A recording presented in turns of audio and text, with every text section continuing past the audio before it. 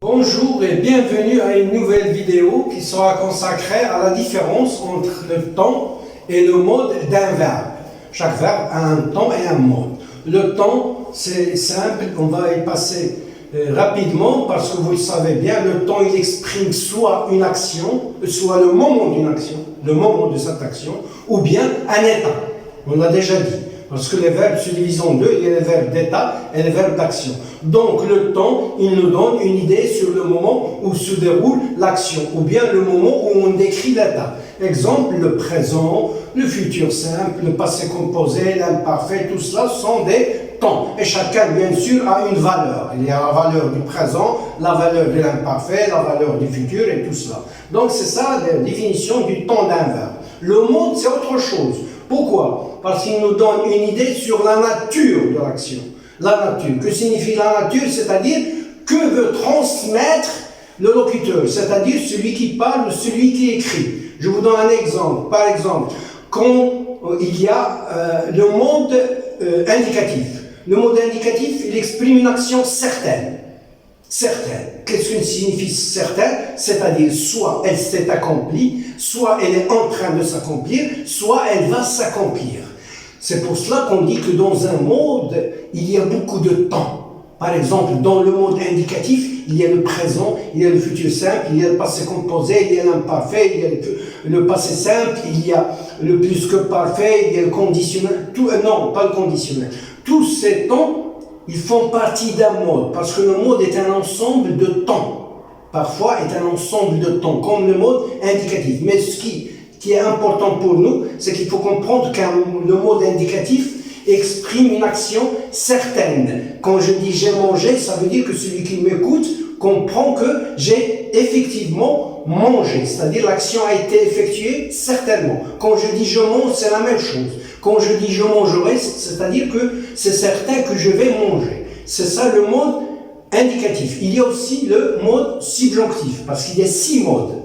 Il faut comprendre qu'il y a 6 modes. Le mode indicatif, le mode subjonctif, le mode conditionnel, le mode impératif, le mode participe et le mode infinitif. On a dit que le mode indicatif exprime une action certaine, alors que le mode subjonctif, il exprime une action incertaine.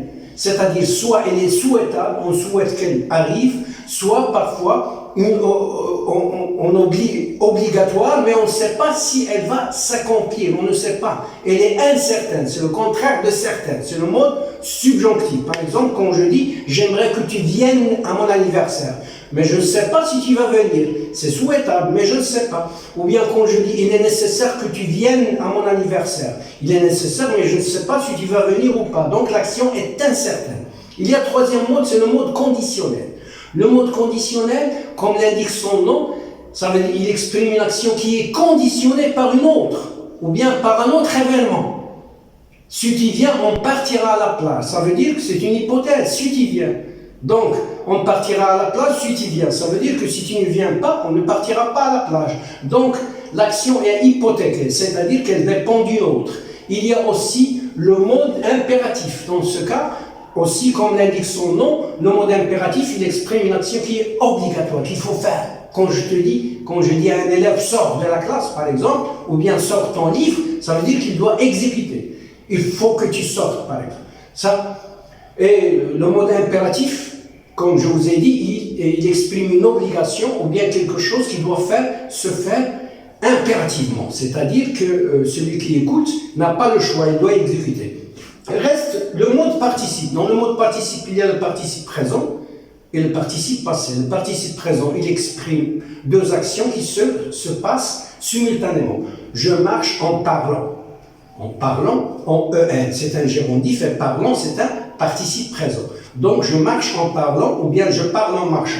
Il exprime deux actions qui se font simultanément, c'est-à-dire en même temps. Il y a aussi le participe passé. Le participe passé, ayant bien mangé, je suis content. Ayant bien mangé, je suis content. Et dernièrement, il y a le mode infinitif que vous connaissez bien. Et dans le mode infinitif, il y a l'infinitif présent, comme chanter, manger, jouer, danser, parler. Et il y a l'infinitif passé, comme avoir parlé ou bien être arrivé. Ça dépend de quoi? De l'auxiliaire qui se conjugue avec le verbe dans le temps composé. Donc c'est la différence entre le temps et le mode pour un verbe. J'espère que vous avez compris et je vous dis à la prochaine, Inch'Allah.